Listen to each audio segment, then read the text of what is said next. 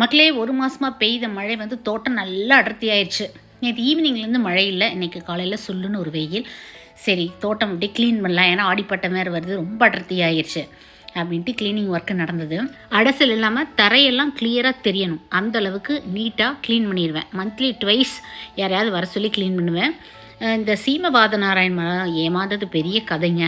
லாக்டவுனில் பெரிய நெல்லிக்காய் மரம் வாங்கி வைக்கலாம் சொன்னாங்க. 2 வச்சா தான் அது வருது, தனியாக வச்சா வராது அப்படின்னு. லாக்டவுனில் தான் வெளியில் எங்கேயும் போக முடியாது, அதனால் அமேசானில் 2 பெரிய நெல்லிக்காய் மரம் ஆர்டர் பண்ணேன். 2 வளருது நல்லா ஏமாற்றிட்டாங்க. ஒரிஜினல் நெல்லிக்காய் மரம் அப்படியே இருக்குது. அது சீமவாத நாராயணன் பயங்கரமாக பெருசாயிடுச்சு. பார்த்தேன், விவேக் சார் இறந்த அன்னைக்கு, க்ரீன் வாரியர் அல்லவா அவர், மரங்களின் காதலன், அவர் நினைவாக அந்த பெரிய நெல்லிக்காய் மரத்தை எடுத்து ஒரு ட்ரம்மில் வச்சுட்டேன்.